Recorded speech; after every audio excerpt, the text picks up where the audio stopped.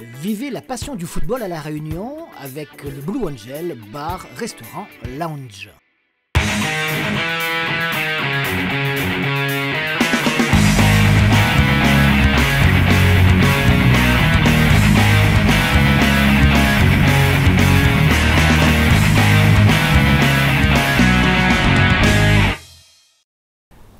Bonsoir, merci de votre présence pour cette nouvelle émission 97.4 Foot Plus avec un panorama complet de l'actualité du football à La Réunion tout au long de ce week-end. Et qui dit actualité du football à La Réunion ce week-end, eh bien on dit demi-finale de la Coupe de France régionale. Quelles seront les affiches donc de ces deux finales de cette épreuve qui vont se dérouler fin octobre prochain? Eh bien la réponse est justement dans cette émission. Et on commence par voir ce qui s'est passé hier après-midi dans la deuxième demi-finale du groupe 2.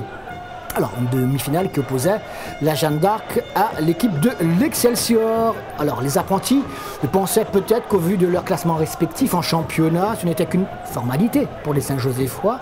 C'est vrai, ils peuvent se tromper également. Il s'agit en tout cas d'un match de coupe avec aussi une Jeanne d'Arc qui aime bien ce genre de rendez-vous. Et au tableau d'affichage, au coup d'envoi, vous le savez, 0-0.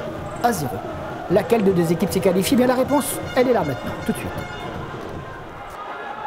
Une équipe de l'Excelsior privée, c'est vrai, de deux de ses fers de lance, en l'occurrence Gaël Payette et Jean-Michel Fontaine, tous les deux suspendus. Mais on le sait également, cette équipe de l'Excelsior a un banc assez exceptionnel et tout remplaçant peut devenir un titulaire en puissance. En tout cas, c'est dans cet état d'esprit que l'Excelsior était venu sur ce stade de l'Est Jean-Yves Oula face à une équipe de la Jeanne d'Arc qui a été un peu prudente en début de match et pour cause, parce qu'en face il y a cette marée orange. Regardez, la première occasion, elle est pour l'équipe saint-joséphoise, précisément avec El Madagri sur le côté droit pour un très bon centre, repris par Samy Deras juste à côté de la cage du gardien Grégory Pouzet. Mais attention, les minutes s'écoulent et la Jeanne d'Arc met le nez à la fenêtre de fort belle façon et obtient finalement un coup franc. Regardez ce coup franc. Et c'est le capitaine Médéric Louise qui le tire. Petite mésentente entre Giovanni Sangoro et son gardien de but Michael Grondin. Un ballon qui a une trajectoire fuyante. Personne n'intervient. Résultat, rebond, lucarne et la Jeanne d'Arc contre, on dira à la surprise générale tout simplement, mène par un but à 0. Ça c'est déjà une bonne chose. Alors les Saint-Joséphois n'ont pas d'autre solution que de continuer à mettre un peu plus de pression, de faire le pressing sur cette équipe de la Jeanne. Et pourtant, regardez, ce sont encore les Portois qui obligent le gardien Michael Grondin à intervenir quelques minutes plus tard, alors que dans les tribunes, les deux, Jean-Michel Fontaine et Gaël Payette, voient impuissants leur équipe patauger un petit peu face à cette belle équipe de la Jeanne bien organisée. Réaction de l'équipe Saint-Joséphoise avec ce débordement côté gauche pour une reprise de Samy Deras, retiré, renvoyé sur la ligne par Ricardo Elkaman. La Jeanne d'Arc fait de la résistance, l'Excelsior se pose des questions. Regardez, beaucoup de joueurs, il touche Grégory Pouzet derrière, il est un partenaire pour l'aider. Mais en seconde mi-temps, les choses vont un peu changer tout de même. Nouvelle balle arrêtée sur la ligne avec une entrée de Bill Tidjani qui aura un rôle majeur pour la victoire de l'Excelsior. Ah c'est la soirée, j'étais sur le banc. En voyant l'équipe adverse, il y avait des places dans le dos. Et le coach il m'a fait appel et ça m'a réussi et c'est du bien pour la finale. Grands espaces, toi, non? Ouais, j'aime bien sur les grands terrains des espaces. Tu vois, vu avec ma rapidité, je peux demander de la défense. Et c'est ce que j'ai fait et ça a réussi. Un bon résultat pour nous, pour la finale et ça fait du bien. Vous l'avez donc compris, l'Excelsior va renverser la vapeur. Mais attention, ce ne sera pas simple, ce sera même passionnant. Regardez, la Jeanne d'Arc résiste toujours au retour des vestiaires avec cette balle sauvée encore une fois. Et puis, ce ballon joué par Giardina Douane, relais de Eric Faro et précisément Bill Tidjani, intelligemment au premier poteau, alors qu'il aurait pu croiser sa frappe. Ça n'aurait été pas une bonne solution. Dans l'angle ouvert, il place cette balle pour l'égalisation de l'équipe saint-joséphoise. Ouf, on souffle dans les tribunes, la tribune présidentielle, oui, du député maire en tout cas, de ses amis. Eh bien, l'Excelsior revient dans la course, c'est la moindre chose qu'il pouvait espérer de son équipe. Un but partout et les choses vont se précipiter au bénéfice de la Jeanne d'Arc à nouveau. Nouvelle boulette de Michael Grondin qui s'en veut évidemment, qui a passé sans doute une très très difficile soirée. Regardez cette relance très approximative et il ne se pose pas de questions. Asman, il reprend immédiatement. Lob parfait, ballon au fond des filets et l'équipe donc de la Jeanne d'Arc reprend l'avantage et mène par 2-1 à nouveau. Tout est à refaire pour l'équipe de l'Excelsior. Mais la Jeanne d'Arc ne va pas pouvoir, ne va pas réussir à tenir ce résultat de 2-1. Les minutes sont encore longues, c'est vrai, encore plus de 30 minutes à jouer. Peut-être qu'on a trop voulu trop préserver ce but, le 2-1. On n'a pas continué à jouer justement sur ce contre qui pouvait leur poser problème. On s'est cantonné justement à rester trop derrière et ça a été fatal pour nous. Et à moins de 10 minutes de la fin, corner d'Éric Faro, ballon renvoyé, tête de El Madagri au milieu d'un paquet de joueurs.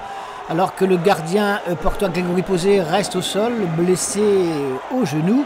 On va revoir cette action au ralenti. Il y avait beaucoup de monde dans la surface de réparation et visiblement, il n'y a pas faute vraiment sur le gardien qui est un peu en retard, qui ne saute pas. Il essaie et il touche, c'est vrai, le ballon, mais personne n'est là pour le gêner vraiment. Tout le monde joue le ballon et personne ne fait a priori de faute. Et entre les deux gardiens, gros débat en fin de match amical. C'est compliqué à parler dans ces cas-là parce que quand déjà, moi personnellement, je donne 2 buts, donc c'est compliqué à digérer. Après, on s'envoyait des messages avant le match, on souhaitait un bon match. Entre nous, entre les joueurs, c'était bien. Après, il y a des erreurs d'arbitrage. C'est dommage pour... Faut pas parler de l'institution.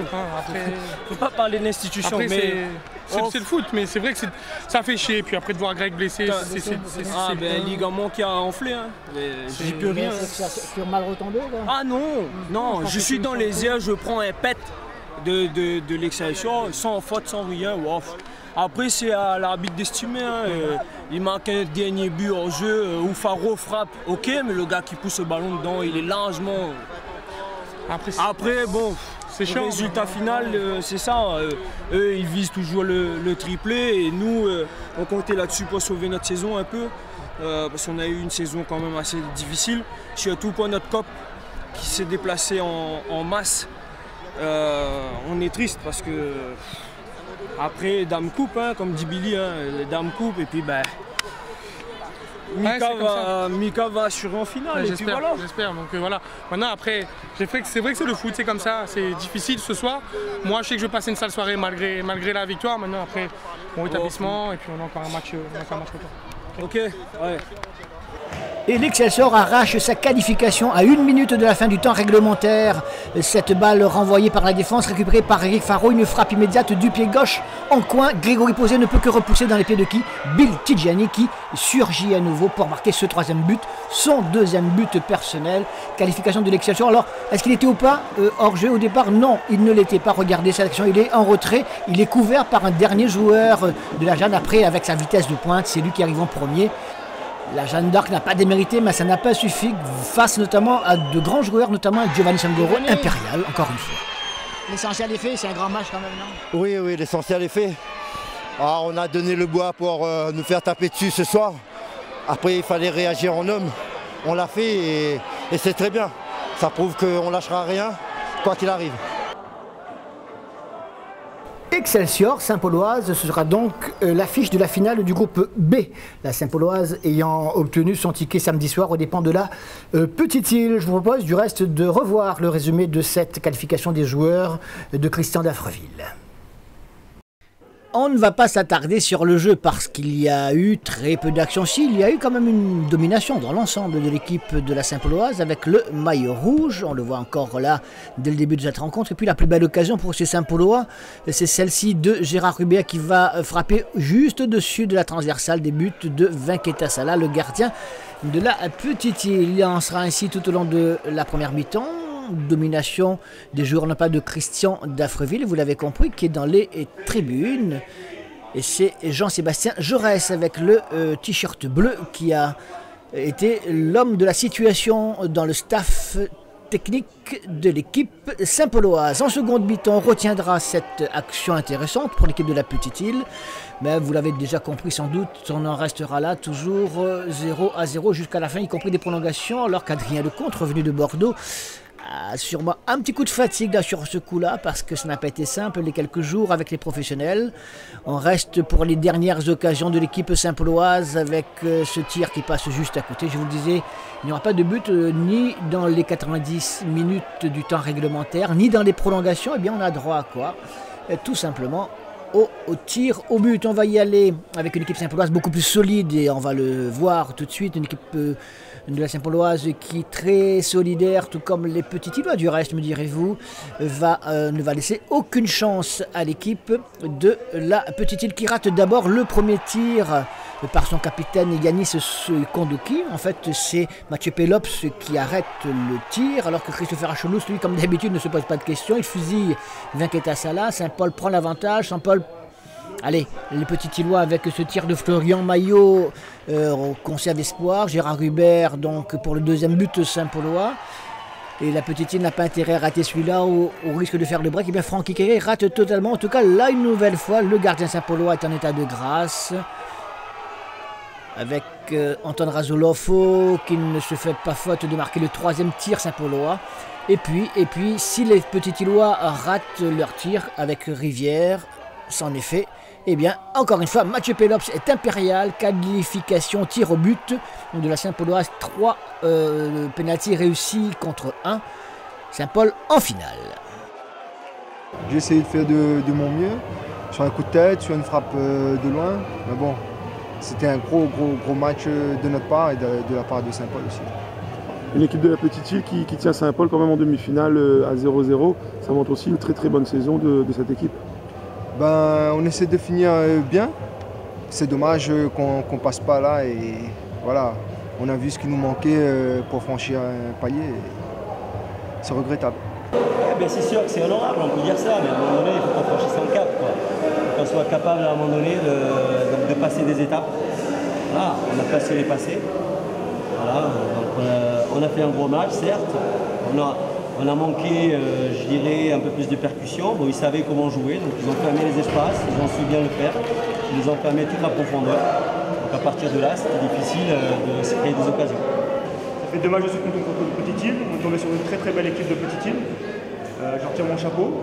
Nous, c'est vrai que dans le jeu, on était un petit peu en dessous. Bon, ils nous ont emmenés jusqu'au pénalty. On a su répondre présent. Donc, il fallait passer par les pénaltys. On a été déterminés. Dans le duel psychologique avec le gardien, on a répondu présent. Et notre gardien aussi a su sortir les pénaltys qu'il fallait. Et vous voulez maintenant évidemment savoir qui s'est qualifié pour la finale dans le groupe 1, Saint-Pierroise ou USB. Les pronostics penchaient évidemment et très nettement en faveur de la Saint-Pierroise. Mais c'était un match de coupe, cela s'est passé au stade de l'Est Jean-Yves Oula. Pas du tout, monsieur, c'est plutôt au stade du centre-ville de Saint-Leu que ça s'est déroulé, avec une bonne petite affluence, un bon millier de spectateurs pour cette opposition déséquilibrée. Je vous le disais sur le papier, une équipe de la Saint-Pierroise avec le maillot blanc, le short noir face au bleu, blanc, rouge de l'USB qui avait tout à gagner, qui a joué crânement sa chance et qui a posé quelques difficultés à cette équipe de la Saint-Pierroise, avec tout au long de cette rencontre 2 gardiens de but qui vont être très sollicités et en état de grâce. La première attaque, elle est bénédictine et c'est Emmanuel Ledoyen qui est obligé de s'allonger pour claquer en corner. Son vis-à-vis ne sera pas en reste. Ludovic Grondin qui va devoir à son tour intervenir dans les pieds de Gladysson, l'attaquant de l'équipe Saint-Pierroise. 0-0, les minutes s'écoulent. On se demande comment la Saint-Pierroise va faire pour déverrouiller et battre cette équipe de l'USB qui a encore une occasion et encore Emmanuel Ledoyen obligé d'intervenir en catastrophe. Même schéma de l'autre côté, cette fois c'est Ludovic Grondin qui s'interpose. 0-0, les minutes s'écoulent. L'USB croit en ses chances, reste organisé. On passe maintenant en deuxième mi-temps où finalement la Saint-Pierroise va parvenir à marquer un but, le seul de la rencontre. Mais attention, ce n'est pas sur ce coup-là. Tout d'abord Farid Azem qui oblige Ludovic Grondin à claquer, à boxer cette balle et sauver la mise. Et finalement, je vous disais, à l'heure de jeu, ce coup franc de Farid Azem qui surprend tout le monde, y compris le gardien Ludovic Grondin pour la première fois de l'après-midi. Personne ne touche la balle, gros rebond, lucarne, 1-0. L'équipe de la Saint-Pierroise se qualifie grâce à ce but et pourtant l'USB n'avait pas encore dit son dernier mot. Je suis très déçu et comme tout Saint-Benoît, comme tous les joueurs, donc je tiens à féliciter mon groupe qui a fait preuve d'un très bon état d'esprit pendant tout le match. malgré cette petite erreur qui nous a coûté ce but. Souvent, dans un match comme cela, sur un terrain difficile, ça débloque sur la coup de pied arrêté et c'est eux qui ont eu cette réussite-là. Mais je suis très fier du Saint-Benoît, de l'équipe de l'USB. Il faudrait que je félicite aussi à Saint-Pierrois, je lui dis bonne chance. L'USB qui va pouvoir se tourner totalement vers son championnat et qui donc n'a pas démérité, s'est battu jusqu'au bout. Regardez cette superbe occasion totalement vendangée par l'avant-centre bénédictin, largement au-dessus des buts gardés par Emmanuel Le Doyen. Donc je vous disais que l'USB va devoir se concentrer sur le championnat où elle a encore besoin de marquer des points importants pour essayer donc de rester parmi l'élite. Nouvelle occasion avec Réoun sur cette frappe et Emmanuel Le Doyen est toujours là, vous le voyez. Jusqu'à la fin de cette rencontre, la Saint-Pierroise a dû rester très vigilante, même si elle avait l'occasion par exemple ici de marquer un deuxième but, mais un grand Ludovic Grandin pour aller le plaisir. On va le voir, si l'homme du match était Farid Azem côté Saint-Pierrois, celui de l'USB s'appelle tout simplement Ludovic Grandin. Regardez, une première balle renvoyée face à Quentin Bouesso, puis une deuxième face à Farid Azem, troisième Farid Azem. Rien à faire, on en restera là. En coupe, vous le savez, un but ça suffit. Ce but, il est Saint-Pierrois.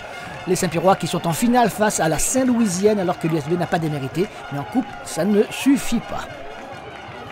Il était dur, mais bon, l'essentiel en demi-finale, c'est la qualification. On ne cherche pas plus, c'est 1-0, ça nous suffit amplement.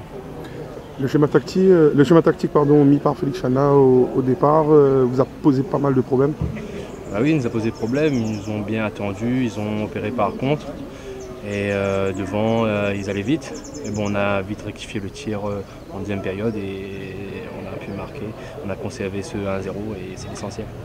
On est très déçus parce qu'on était pas mal. À côté, il y avait Saint-Pierre, mais Saint-Pierre, on les a quand même bougés. Après, je pense que aussi on prend un but bête, on fait une faute. Le mec est dos au but, manque d'expérience. Sur le coup franc, comme je le dis, on ne reste pas dedans la surface, on reste la ligne, on recule. Et voilà, Ludo ne peut rien faire, hein. Le coup franc il est très bien tapé. Donc voilà, après je pense qu'on pouvait gagner ce match aussi, on a beaucoup de regrets. Mais je pense qu'il faut garder cette base-là et pour le match de championnat, si on a cette même mentalité, je pense qu'on va pouvoir s'en sortir. Saint-Pierroise ou Saint-Louisienne, derby sudiste comme au bon vieux temps, ce sera l'affiche de cette finale du groupe 1 de cette Coupe de France régionale, les Saint-Louisiens ayant validé leur ticket samedi soir aux dépens de la Sainte-Marienne. Je vous propose du reste de revoir le résumé de cette qualification des joueurs de Bernard Mahmoud. La Sainte-Marienne aura mangé son pain noir tout au long de la saison 2014. Une saison finalement blanche, puisqu'éliminée samedi soir de la Coupe de France régionale par la Saint-Louisienne au terme d'un match et que les Blaugrana ont pourtant maîtrisé dans le milieu de terrain. Des joueurs doués techniquement qui n'ont pas trouvé de relayeur percutant pour finir en profondeur et déstabiliser la défense adverse. Il est vrai, bien articulé autour de l'expérimenté Jimmy Ward. Côté tribune, il n'y avait pas photo non plus, les Verts ont occupé tous les espaces et rallié la sympathie en distribuant, oui madame, les petits drapeaux verts, il y en avait partout. Et comble de malchance pour les Sainte-Mariens, 2 erreurs défensives vont leur coûter la qualification. La première erreur à la suite de l'une des premières actions de la Saint-Louisienne dès la 3e minute du match, le temps de se saluer, on se respecte tout de même si on joue au football. Regardez cette ouverture en profondeur, Visnelda qui joue au milieu d'un paquet de joueurs et c'est malheureusement pour lui Ibrahim qui marque un joli but, mais contre son camp, sous la pression, dans son dos en tout cas il y avait Faisal Zagar, 1-0, les Saint-Louisiens n'en demandaient pas tant, démarrer ainsi, c'était le top du râteau. 1-0, alors comment faire? Alors que Bernard Mahmoud, évidemment, il est tout heureux, même s'il commence à regarder sa montre, on est qu'à la 3e minute du match. Les Saint-Mariens vont réagir avec de belles actions. Adrien Borg cherche une solution avec Bourabia qui tente sa chance. Botta a un petit peu de mal pour contrôler cette balle, mais finalement, lui et ses partenaires de la défense s'en sortent bien.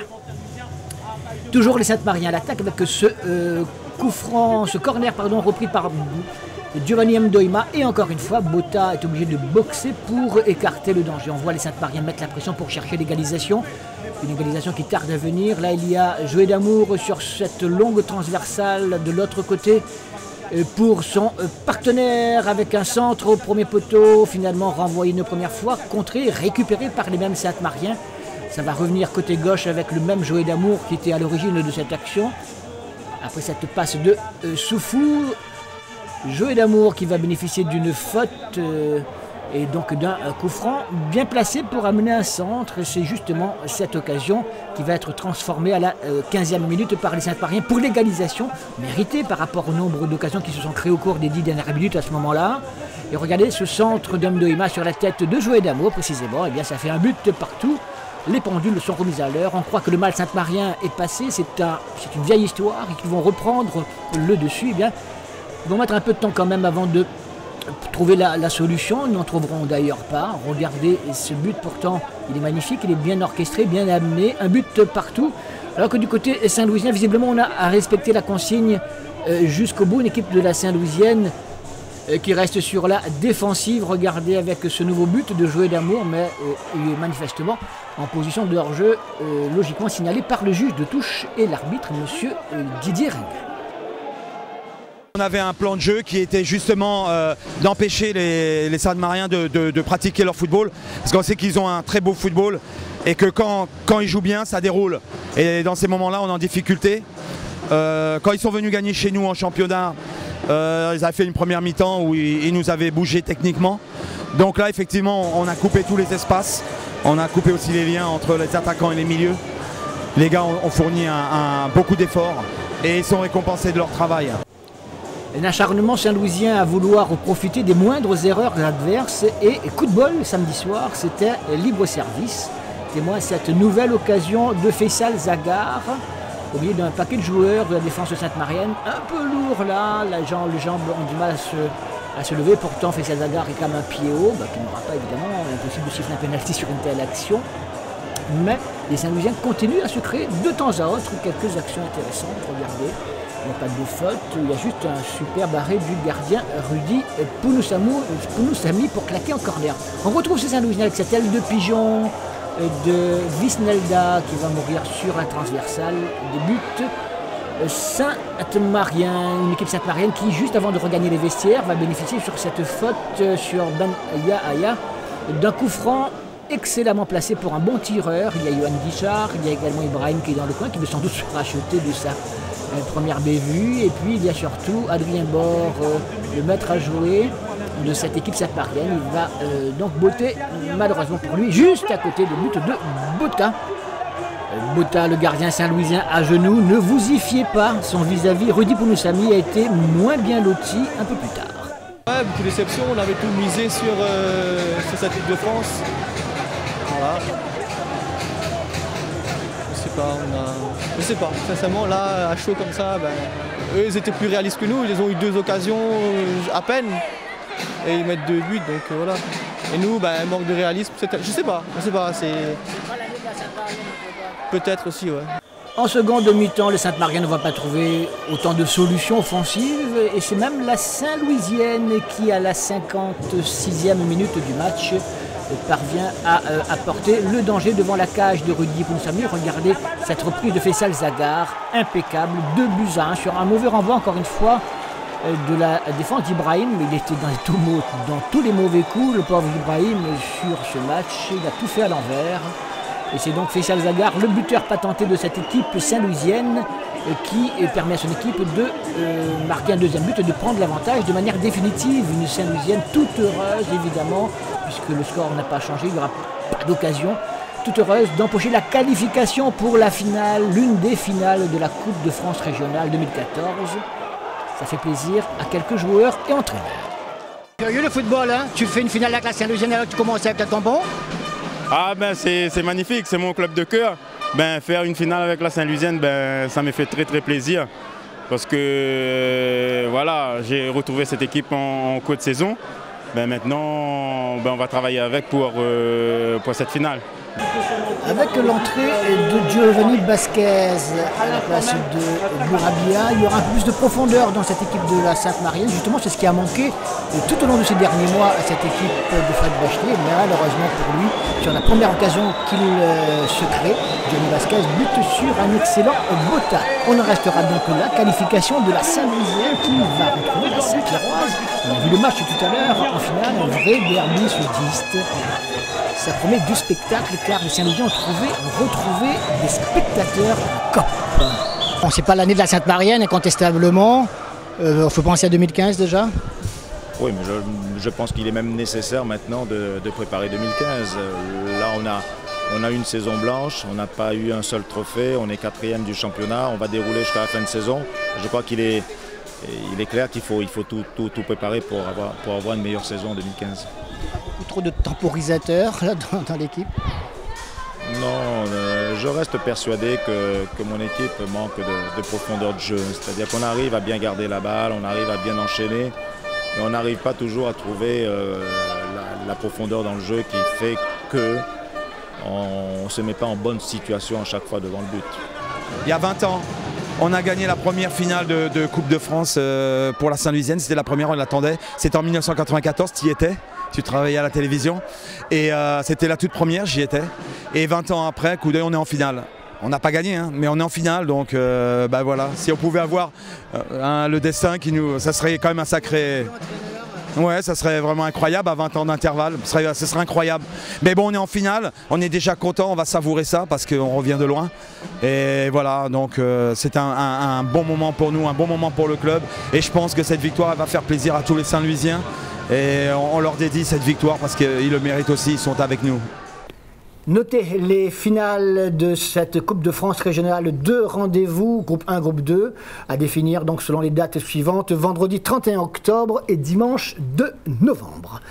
Quelques modifications ont été apportées au calendrier puisque la finale de la Coupe de la Réunion, qui devait se dérouler le week-end prochain, est reportée au 12 octobre, remplacée par la 18e journée du championnat de première division, ce qui nous donne l'occasion de vous proposer justement le programme qui sera à l'affiche. Regardez, Saint-Louisienne, Petite-Île, Saint-Pauloise, USB, Bras-Fusil, Excelsior, Capricorne, Jeanne d'Arc et Saint-Pierroise, Sainte-Marienne. C'est l'équipe des Marsouins qui sera exempte puisque la Tamponnaise, vous le savez, a déclaré forfait général. En deuxième division régionale, on disputera la 21e journée du championnat. Regardez les rencontres qui nous attendent.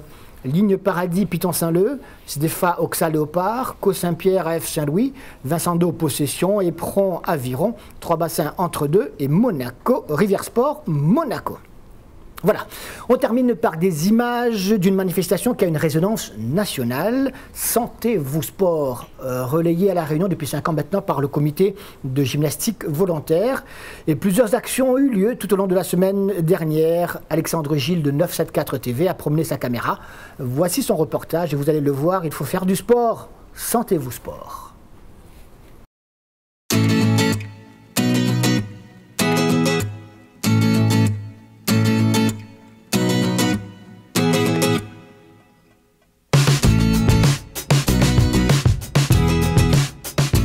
Nous sommes aujourd'hui dans ce lieu emblématique du Conseil général, le Jardin de l'État, pour la manifestation, donc la journée grand public de manifestation Sentez-vous sport. Donc, ces gens-là n'ont pas attendu une journée pour faire du sport, bien évidemment, donc la gymnastique volontaire est organisée à La Réunion. Donc nous sommes présents dans 22 communes donc, du département, donc avec une 50aine d'associations qui fonctionnent déjà. Mais le but de cette journée, c'est surtout de s'adresser aux personnes qui ne nous connaissent pas, qui ne connaissent pas la gymnastique volontaire et qui ne pratiquent pas de sport. Donc on est sur un temps d'information, mais aussi c'est un temps de témoignage par rapport aux bienfaits de l'activité physique. Donc on fait découvrir donc, des activités, on dit aux gens il faut pratiquer l'activité physique pour être en pleine forme et pour garder la forme et surtout pour bien vieillir pour ceux qui sont moins jeunes. On va chercher le ciel. Garde ce petit gars frappé, tiens-nous.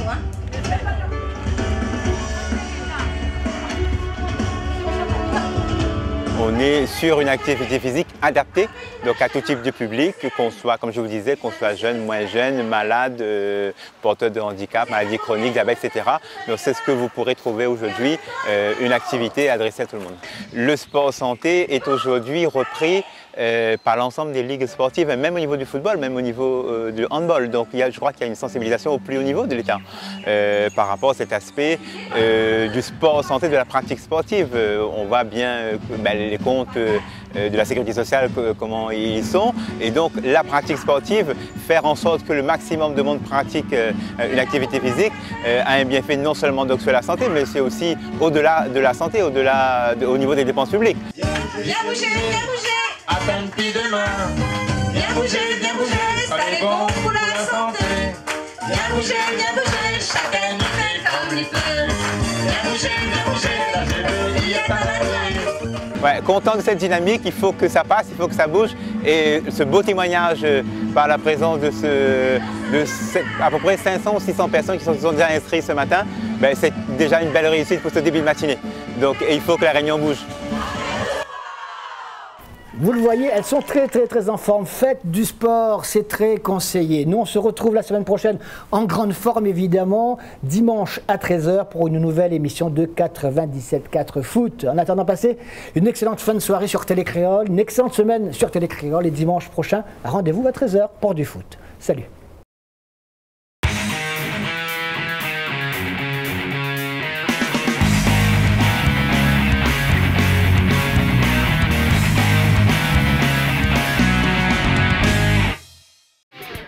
Vivez la passion du football à La Réunion avec le Blue Angel, bar, restaurant, lounge.